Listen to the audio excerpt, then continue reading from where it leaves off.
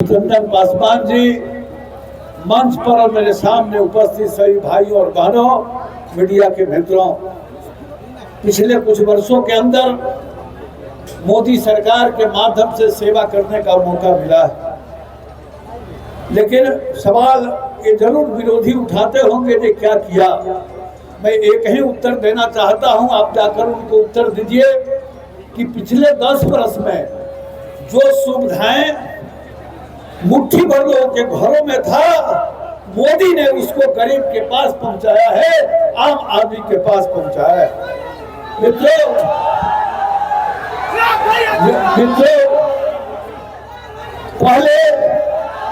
पहले याद करिए, बचपन में हम लोग अपने माँ की गोद में खाना जब बनाती थी माँ, तो हम माँ के गोद में बैठे होते थे।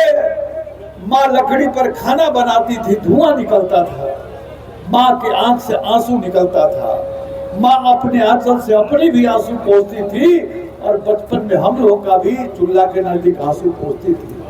देश के करोड़ों माता और बहनों को जो लकड़ी के धुआं से आंसू आता था, उसको पोंछने का काम कब हुआ है?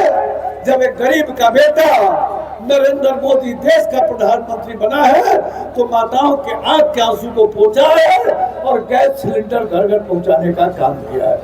मित्रों, गांव में यदि दिन में शौच लगता था 10 साल पहले, तो हम पुरुष लोग लोटा लेके खेत में चले जाते थे, लेकिन हमारी माताएं और बहनें अंधेरा होने का इंतजार करती थी, और अंधेरा होने के बाद सड़क के किनारे बैठी रहती थी।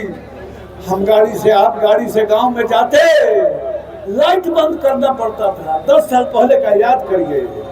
देश के करोड़ों माताओं और बहनों को इज्जत घर किसने दिया है? बता सकते हैं आप? शौचालय किसने दिया?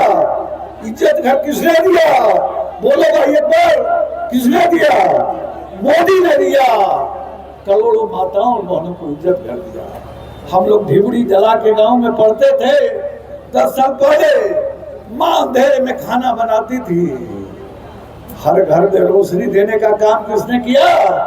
नरेंद्र मोदी ने किया। नरेंद्र मोदी ने किया।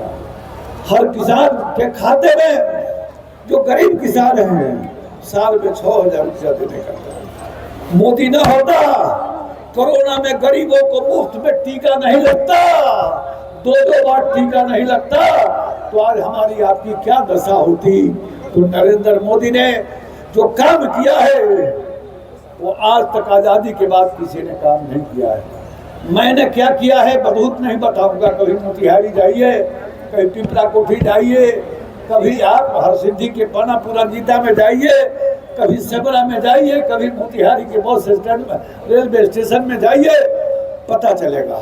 मेरी विनती इतना ही कि हो सकता है मैंने कोई गलती की हो, लेकिन याद रखिए, मोदी ने जाति बिरादरी मजहब के आधार पर शौचालय नहीं दिया है।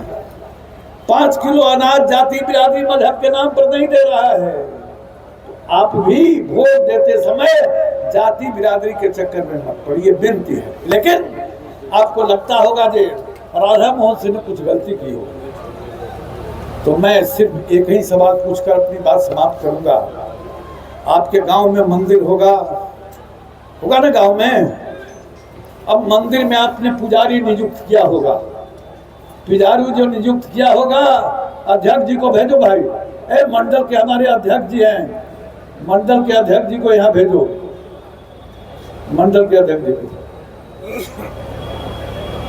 पुजारी नियुक्त किया होगा, और पुजारी का काम क्या है? गांव के मंदिर में सेवा करना, सफाई करना, प्रसादी बांटना, यही काम है ना मंदिर में जो पुजारी है। नरेंद्र मोदी एक विलक्षण व्यक्तित्व है, देव पुरुष है। 10 साल में कभी बीमार नहीं पड़ा, देवता तुल्य है। वो ना होता तो हमारे गरीब की चिंता नहीं करता। गरीब के देवता, हम सबके देवता हैं मोदी मंदिर, और उस मंदिर का पुजारी आपने मुझको नियुक्त किया।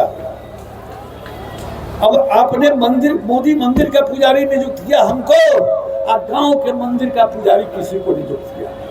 अब गांव के मंदिर का पुजारी यदि प्रसाद बांटने में गलती करता है, गांव का मंदिर का पुजारी यदि प्रसाद बांटने में गलती करता है, तो क्या मंदिर को तोड़ेंगे? नहीं तोड़ेंगे। तोड़ेंगे क्या? पुजारी के गलती के कारण मंदिर को नहीं तोड़ेंगे। तो मोदी मंदिर का या पुजारी राधा मोहन सिंह, यदि इसने भी कोई गलती किया हो तो जाति बिरादरी मजहब के आधार पर मत बटिए। इस पुजारी के गलती के कारण मोदी मंदिर को मत तोड़िए।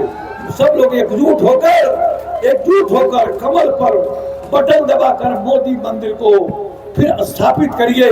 इसी विनती के साथ बहुत चिलचिलाती हुई धूप में जो आप इतने लोग हैं, बधाई देते हुए मैं अपनी बात समाप्त करता हूँ। नारा लगाएंगे भारत माता की, भारत माता की।